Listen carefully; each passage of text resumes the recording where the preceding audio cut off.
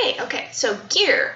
We are a positive reinforcement-based organization, so we try and use treats and praise and toys and all things like that to reward dogs for correct behavior.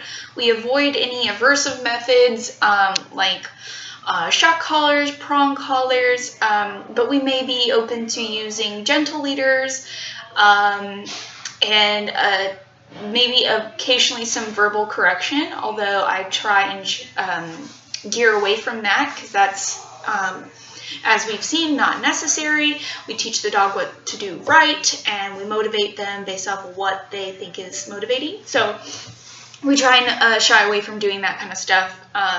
For more information on that stuff, we like Karen Pryor and a lot of other positive reinforcement-based figures. So we use a kennel of the appropriate size.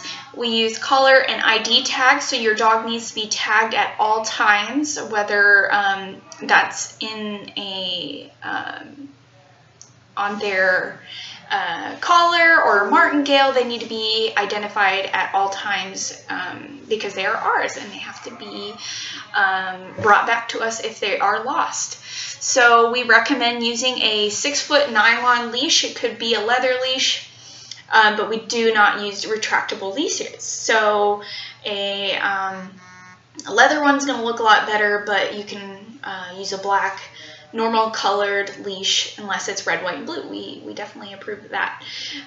We do use martingale collars. It is not a corrective collar. It's more so used if the dog's head can slip out if they pull backwards. It's just a safety measure.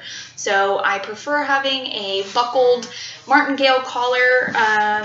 Austin, kind of like, let me get it 1 second.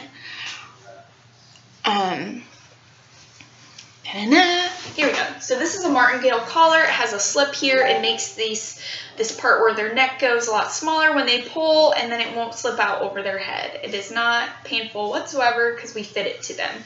And I would like having a buckle one in case they grow too fast. It's hard to get this off, but we can cut it, but you know, save money. So this is a martingale collar. I usually do put the tags here unless they have a collar as well. We also recommend using long lines for like a recall training outside or anything where you cannot have the dog in a fenced-in area and you want them to run around. They can use a long line. It's just like a 10-foot leash that's just very basic. And we do kennel training, and it's always supposed to be a safe place, so we never yell at the dog and tell them to go to their kennel because they will then associate that with a maybe a negative experience. So we feed them in their kennel. We do a little exercise of them going in and out of the kennel. We give them treats when they lay down in the kennel. So we ignore any acts to get attention like crying, barking, but we always have to keep in mind the dogs can only be kenneled for 1 hour their age in months, but it only gets up to 4 hours because our dog should not be caged at all times. So 4 hours maximum. If you're doing longer than that, you should have a puppy sitter, so let us know ahead of time if you're going to be leaving the dog for more than 4 hours.